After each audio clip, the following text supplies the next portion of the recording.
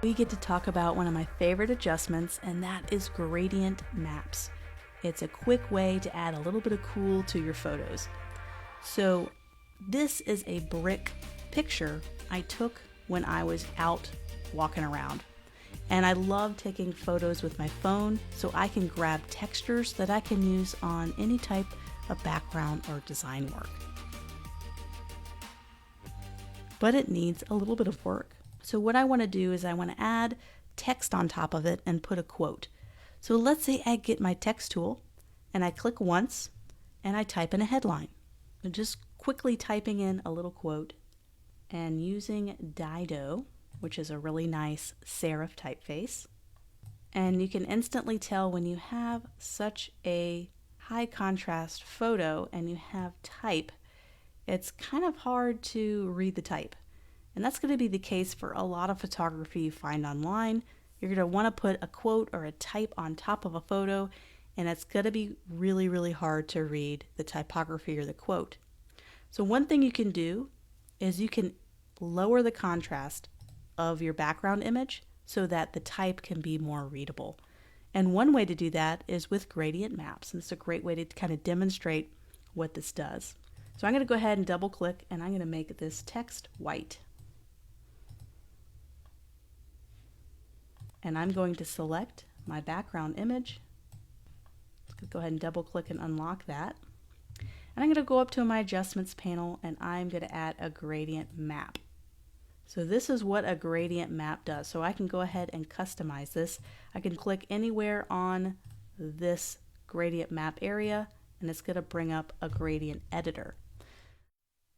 And I'm going to quickly shift to a different photo so you can see the other one is going to be a little bit harder to demonstrate gradient maps, but I'm going to use the gradient map on this photo. Click on gradient map, and this is what a gradient map does. So these are your highlights over here, and these are your shadows.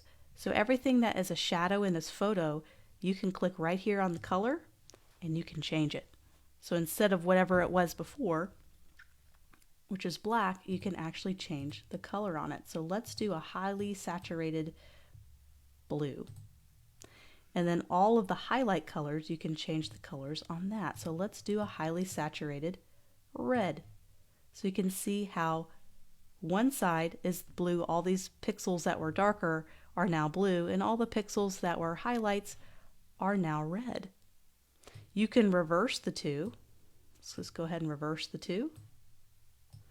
And you can see how all the highlights are red and the shadows are blue.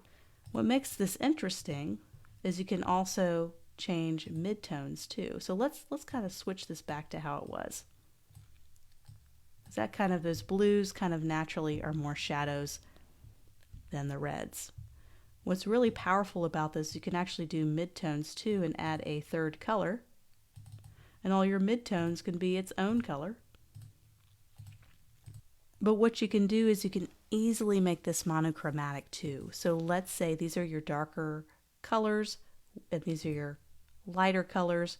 I can make all of the lighter pixels a similar blue, and it looks like you can't see anything because they're both blue now. So your highlights and shadows are all the same color.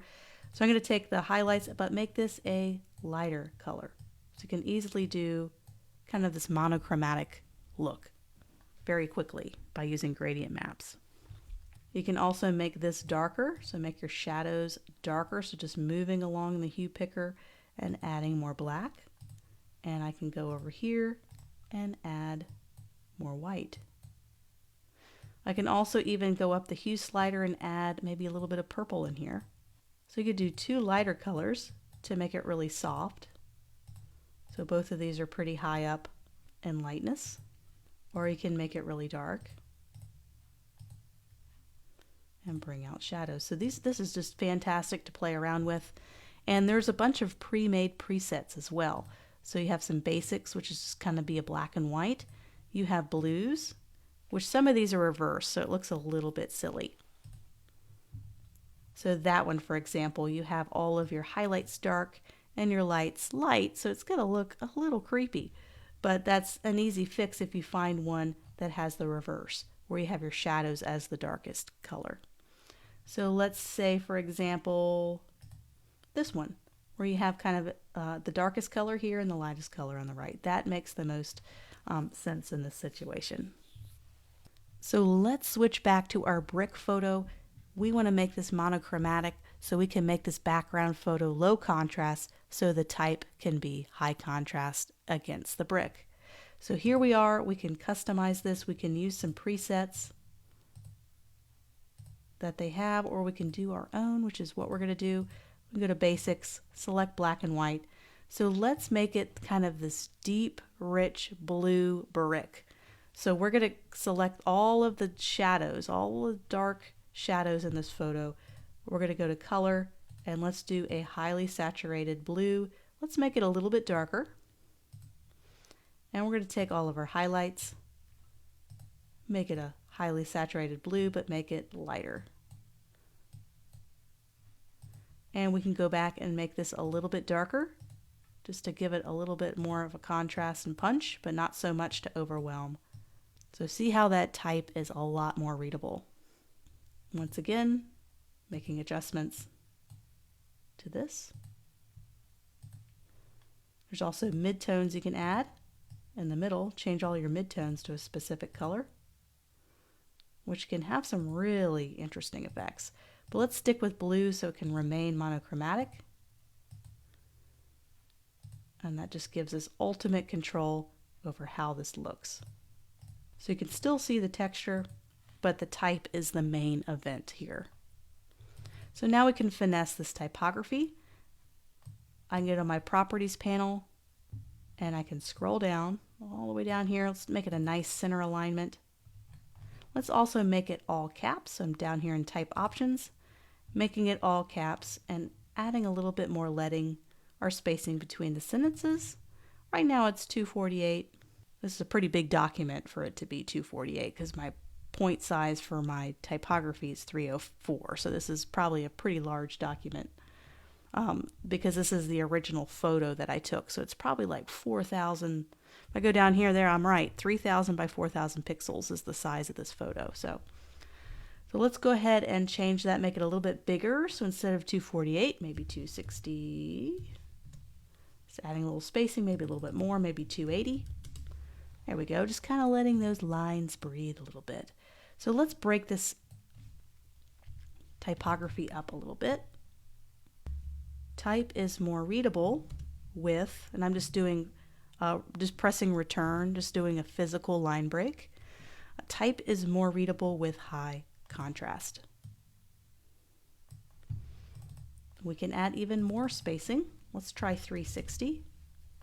Or maybe even 440, just making it nice, big, wide gaps. That's a little too much. It's always give or take.